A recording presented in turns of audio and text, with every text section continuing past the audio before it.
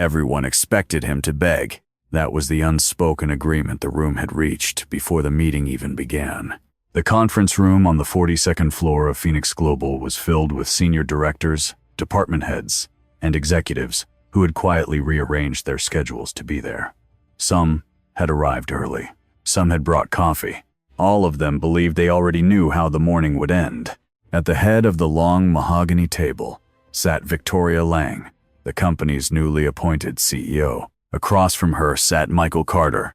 For 15 years, Michael had worked inside Phoenix Global. He wasn't the loudest manager.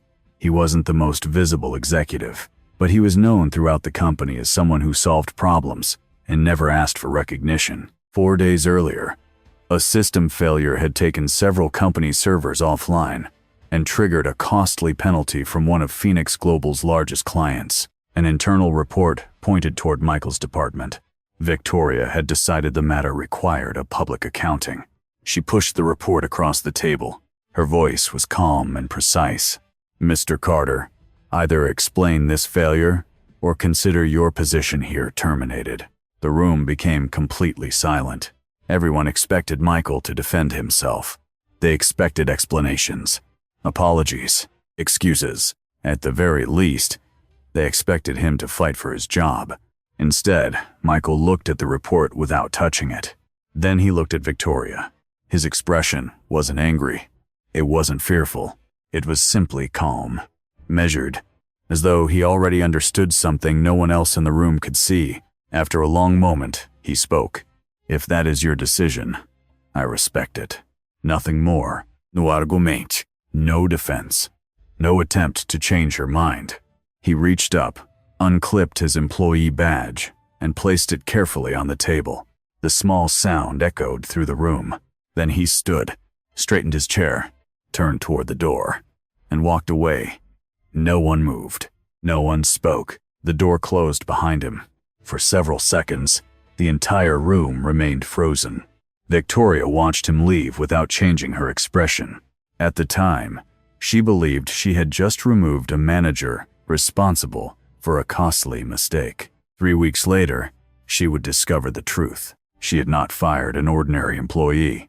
She had fired the man who had quietly saved Phoenix Global more than once. The man who had spent 15 years holding the company together while asking for nothing in return. And by the time she realized it, Michael Carter had completely disappeared. Victoria Lang had been CEO of Phoenix Global for only 11 weeks. In that short time, the entire company had begun to change. Processes were being restructured. Departments were being reviewed. Meetings started on time and ended on time. Performance was measured carefully. Results mattered. Victoria was known as a leader who valued efficiency above everything else. She wasn't cruel, at least not intentionally. She simply believed that organizations succeeded when people were held accountable for their actions. At 40 years old, she had built her reputation on discipline, precision, and difficult decisions. That reputation was one of the reasons the board had chosen her to lead Phoenix Global. Michael Carter was very different. At 42, he had spent 15 years inside the company. Most employees knew him as the person who quietly fixed problems before they became crises. He rarely sought attention, rarely spoke about his accomplishments, and rarely appeared in executive presentations despite the fact that many departments relied on him. People trusted Michael, not because of his title, but because of who he was. The crisis that led to the meeting had started 4 days earlier. A failure inside the company's data infrastructure had taken several servers offline for hours. The outage triggered penalties from a major client and raised serious questions throughout the organization. An internal report from the technology department identified a maintenance scheduling issue. The responsibility appeared to point toward Michael's division. When Victoria read the report, she made a decision. She believed accountability needed to be visible. Private corrections, in her view, were often ignored, so she called a meeting. Not a small meeting, a public one. Executives filled the conference room. Managers gathered along the walls. Everyone knew why they were there. The expectation was simple. Michael Carter would explain himself. He would apologize, and then Victoria would decide what happened next. What no one expected was Michael's response. When she placed the report before him and demanded an explanation, he never tried to defend himself. He never argued, never blamed anyone else. Instead, he accepted her decision with a calmness that unsettled everyone in the room. If that is your decision, I respect it. Then he removed his badge and walked away. The meeting ended quickly after that, but the feeling remained. Several executives exchanged uneasy glances. Gerald Hicks, one of the company's longest-serving directors, sat silently after Michael left. A younger analyst later admitted it felt less like a termination and more like witnessing the end of something important. Victoria ignored those reactions. She collected the report, returned to work, and told herself she had done exactly what a CEO was supposed to do. The company had suffered a costly failure. Someone had been held accountable. The matter was closed, or at least she believed it was, because at that moment, Victoria Lang still didn't understand something that many people inside Phoenix Global already knew. Michael Carter was not simply another manager. He was one of the invisible pillars holding the company together. And when that pillar disappeared, the cracks would begin to show far sooner than anyone expected. The questions began to multiply. Every report Victoria received seemed to point back to the same person, Michael Carter. His name appeared in vendor files, partnership records, operational reviews, internal correspondence stretching back more than a decade. The deeper she looked, the more difficult it became to understand how one employee could have been involved in so many critical moments of the company's history. Then, on a Thursday morning, an envelope appeared on her desk. There was no note attached, no explanation, just a plain manila envelope sealed carefully and left where she would find it. Inside were documents covering 15 years of company history, financial reports, internal memos, board records, handwritten notes. Victoria began reading. Minutes turned into hours, and with every page she turned, her understanding of Phoenix Global began to change. The first document described a procurement crisis 11 years earlier. A federal contracting dispute had threatened the company with losses exceeding $38 million. According to public records, the situation had been resolved through a confidential settlement. Victoria had always assumed the legal department handled it, but buried inside an internal memorandum was a single detail. The individual who had arranged the breakthrough negotiation was identified only by an employee number, Michael's employee number. She kept reading. Another file described a major supply chain collapse 7 years earlier. A manufacturing partner had abruptly withdrawn support. The disruption threatened nearly half of the company's projected annual revenue. The company should have suffered catastrophic losses. Instead, the crisis disappeared within weeks. A handwritten note from former CEO Robert Caldwell contained only 4 words. Michael handled it. Nothing more. No explanation. No public recognition. No mention in company announcements. The problem had simply vanished, as though someone had quietly stepped forward, solved it, and walked away. Victoria turned another page, and another.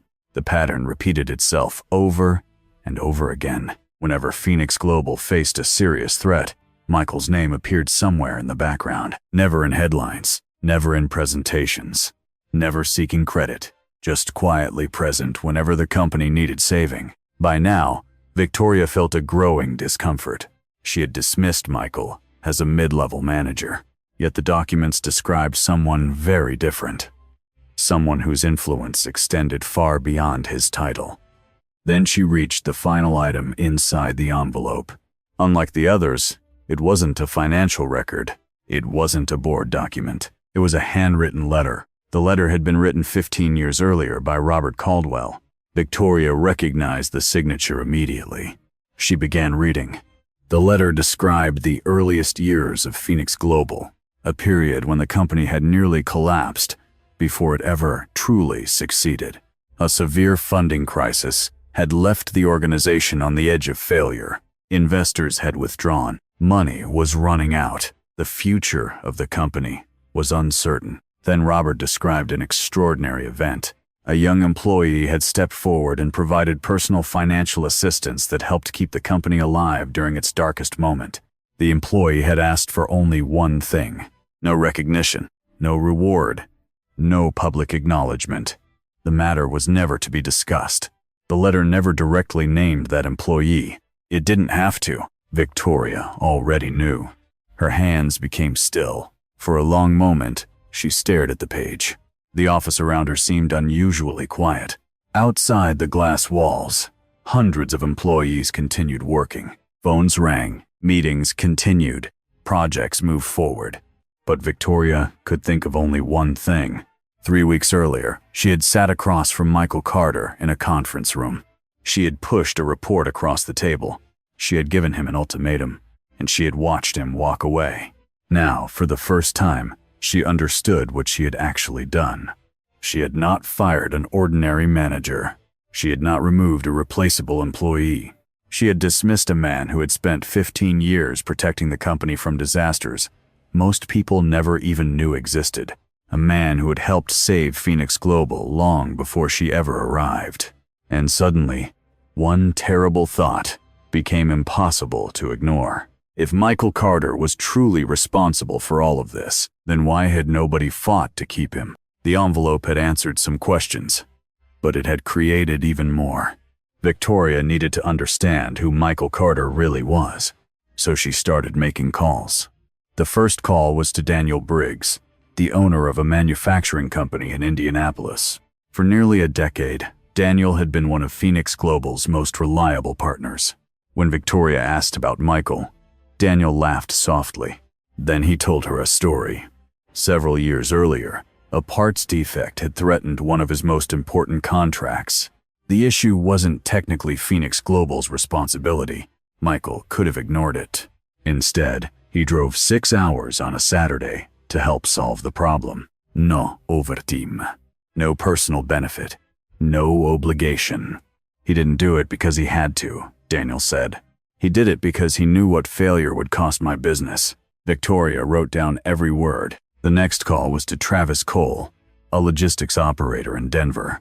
His story was similar.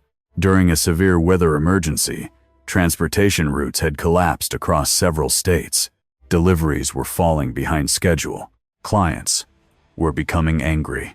Michael had personally contacted regional carriers and coordinated alternative routes using relationships he had spent years building. The crisis had been avoided. Travis never forgot it. Then came Sandra Whitmore. For 9 years, her audit firm had remained loyal to Phoenix Global. When Victoria asked why, Sandra answered immediately, because of Michael. Sandra paused before continuing. He never treated us like vendors. He treated us like people. That sentence stayed with Victoria because she kept hearing different versions of it. From different people, in different cities, everyone described Michael differently. Yet they all arrived at the same conclusion. They trusted him, not because of his position, not because of contracts, because of his character. Weeks later, Victoria flew to Atlanta to meet Elliot Marsh. Elliot was a retired board member who had served during the tenure of former CEO Robert Caldwell. They met at a small diner early in the morning. Over coffee and breakfast, Elliot finally told her the story that completed the picture. 15 years earlier, Phoenix Global had been close to collapse. A major investor had withdrawn unexpectedly. Funding disappeared. The company had less than 2 months before default. Lawyers were preparing insolvency documents. The board believed bankruptcy was inevitable. Then something unexpected happened. A 27-year-old operations coordinator named Michael Carter walked into Robert Caldwell's office. He carried a certified check. It represented virtually all of his personal savings. Michael placed the check on Robert's desk. There were no negotiations, no demands, no conditions. He wasn't asking for ownership. He wasn't asking for a promotion. According to Robert's account, Michael said only one thing: don't tell anyone. Just keep the doors open. The money helped buy time. The company survived. New financing was secured. Phoenix Global continued forward, and Michael returned to work as though nothing unusual had happened. Victoria sat silently, as Elliot finished the story. She struggled to process what she had heard. Most people spend their careers trying to take something from a company. Michael had given everything he had to save one. Without recognition, without reward, without ever mentioning it again, Victoria finally asked the question she couldn't stop thinking about. Why wasn't he compensated? Elliot looked out the window for a moment. Then he answered. Robert tried. More than once. But Michael always refused. Victoria stared down at her coffee.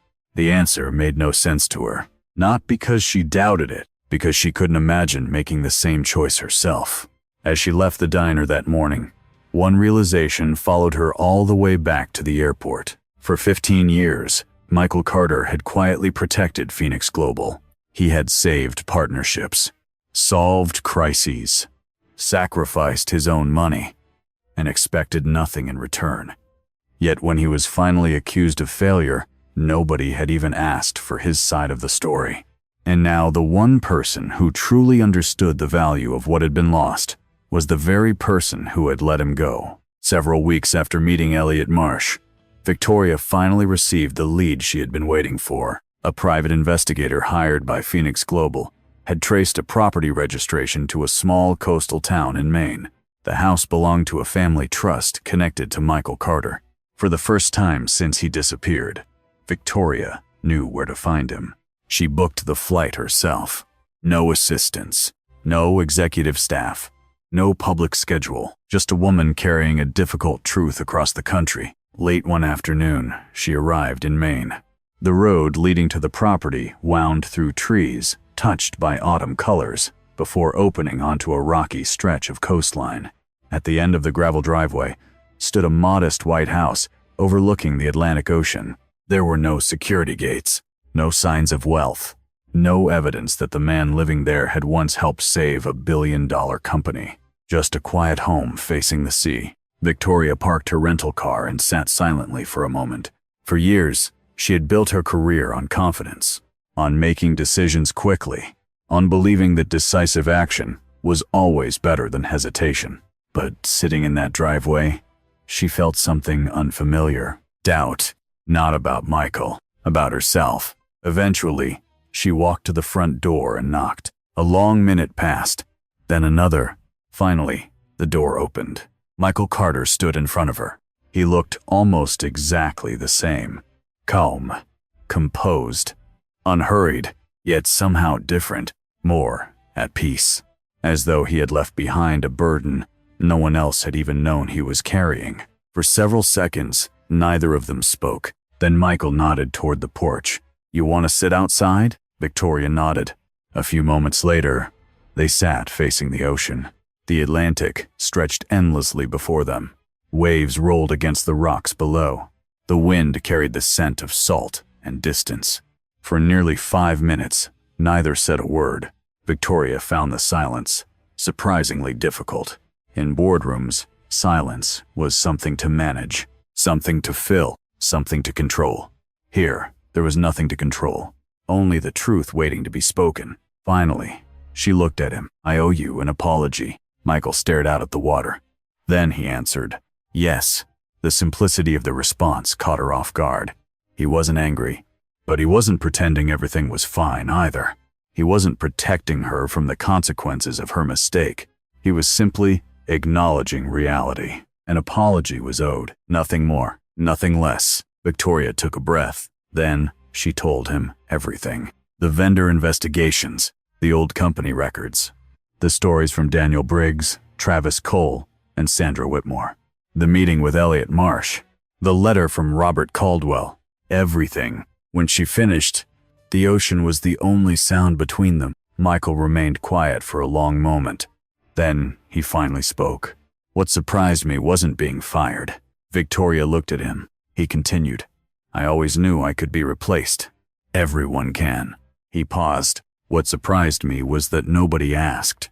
The words hit harder than any accusation. Michael wasn't talking about losing his job. He was talking about being judged, without being heard. If someone had asked, he said quietly, I would have explained everything. The system failure, the maintenance decision, the reasons behind it. I wasn't hiding anything. I just thought someone would want the full picture before making a decision." Victoria lowered her eyes. Because he was right. She hadn't asked. She had trusted a report more than a person. Trusted assumptions more than understanding. For the first time in a very long time, Victoria saw the difference between managing people and actually knowing them. She looked at Michael again, this time without the title, without the organizational chart, without the assumptions. Just the man sitting beside her, the man who had spent 15 years helping others succeed without asking for anything in return. And quietly, sincerely, she said the words she should have said weeks earlier.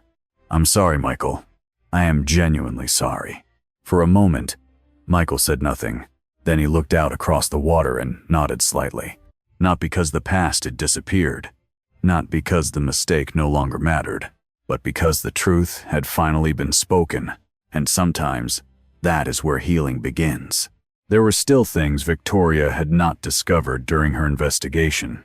Not because they were hidden, not because anyone was trying to keep secrets, simply because they belonged to a different part of Michael's life, a part that existed far away from conference rooms, vendor contracts, and executive meetings. Michael Carter was a single father. His daughter's name was Ellie. She was 14 years old, and for the past 6 years, she had lived with him full-time after her mother moved overseas for work. As Victoria continued learning about Michael, she slowly began to understand something that no company file could ever reveal. The most important part of his life had never been his job. It had always been his daughter. Ellie was the reason he bought the house in Maine. Years earlier, while still working at Phoenix Global, Michael had quietly purchased the property and held on to it until the time felt right. He wanted Ellie to grow up near the ocean, not because it sounded beautiful, not because it was fashionable, because he believed children needed space, patience, nature, a chance to grow without constantly being surrounded by pressure. For years, Michael had built his life around that belief. Every morning, he drove Ellie to school. Every evening, he helped her with homework. When she struggled, he made time. When she succeeded, he celebrated quietly. And when she faced difficulties, he adjusted everything else around her needs. One story affected Victoria more than any other. During Ellie's 7th grade year, she went through a difficult period. She became withdrawn, anxious, less confident than before.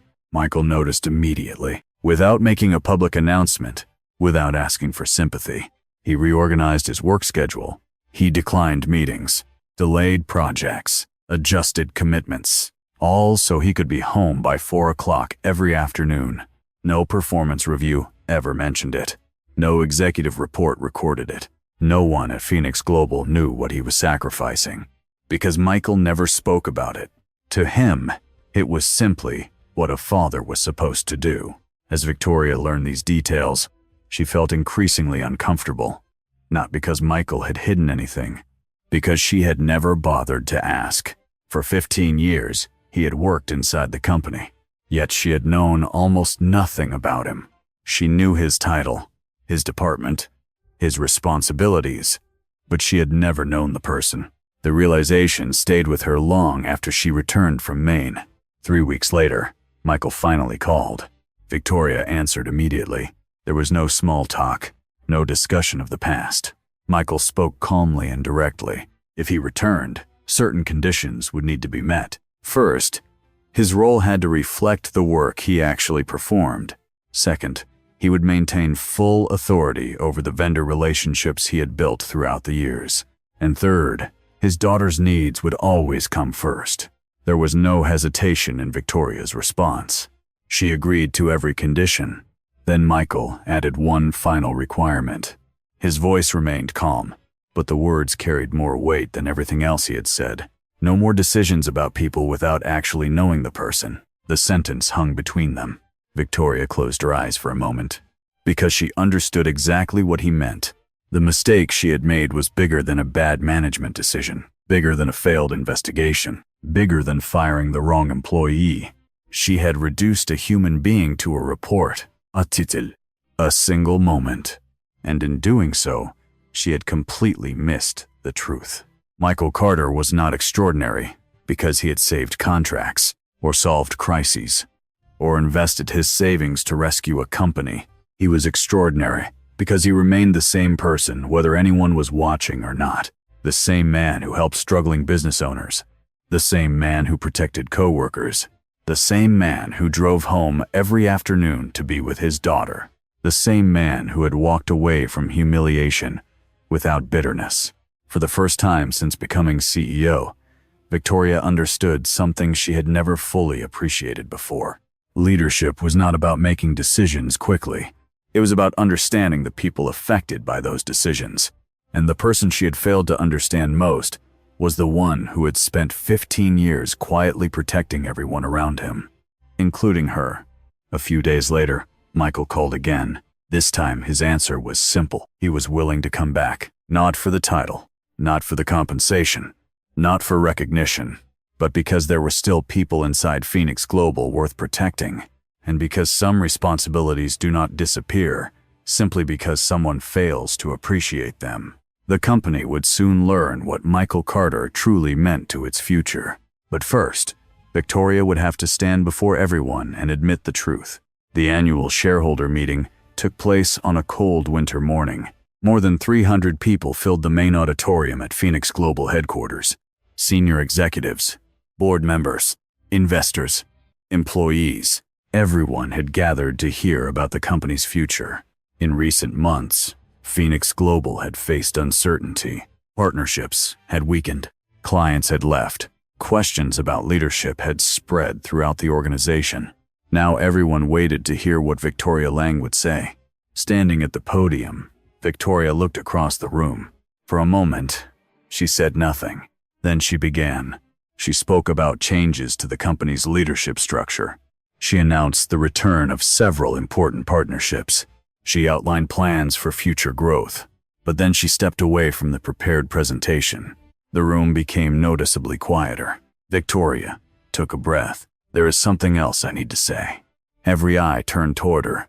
Several weeks ago, she explained, she had made a serious mistake. She had made a decision about a person without truly understanding who that person was. She had trusted an incomplete picture. She had failed to ask the questions that should have been asked. And because of that failure, she had made the wrong decision. The auditorium remained silent. No phones, no whispers, only attention. Then Victoria said the name everyone recognized, Michael Carter. She spoke openly about what she had discovered, the crises he had quietly solved, the partnerships he had protected, the sacrifices he had made, the loyalty he had shown. For 15 years, Michael had helped hold Phoenix Global together while asking for nothing in return. And yet, when his own moment came, no one had stopped to understand his side of the story, including her. Victoria looked across the audience. Then she said something few CEOs would ever publicly admit. I repaid that loyalty by asking him to leave. For a second, the room was completely still. Then someone began to applaud. A second person joined, then a third. Within moments, the entire auditorium was standing. The applause grew louder and louder. At that moment, a side door opened. Michael Carter walked into the room. Beside him was Ellie, the 14-year-old daughter he had spent years quietly putting before everything else. Ellie smiled shyly as hundreds of people rose to their feet. Michael simply nodded. The applause continued, not because he demanded recognition, not because he expected it, because he had earned it. For 15 years, Victoria welcomed him to the stage. Then she announced his new role within the company, board-level leadership, strategic advisor for external partnerships, a position that finally reflected the value he had always provided. But there was one final surprise. Company disclosures later revealed that Michael was also one of Phoenix Global's most significant individual shareholders. For years, he had quietly invested in the company he loved, never speaking about it, never using it for influence, simply believing in something worth protecting. In the months that followed, partnerships returned. Clients renewed contracts. The company stabilized, not because of one decision, but because trust had been rebuilt. Victoria learned that leadership was not about power. It was about understanding people. Michael proved that true character does not depend on titles, recognition, or applause. And Ellie witnessed something every child deserves to see: the world finally recognizing the value of a good man. Some people spend their lives demanding respect. Others earn it quietly. Michael Carter never asked for recognition. He simply chose integrity every day. And in the end, that choice changed everything. If you've ever been judged before someone truly knew your story, share your thoughts in the comments below. And if you enjoy powerful single dad stories, inspiring CEO stories, and meaningful life lessons, don't forget to like, subscribe, and join us for more Learn English Through Stories.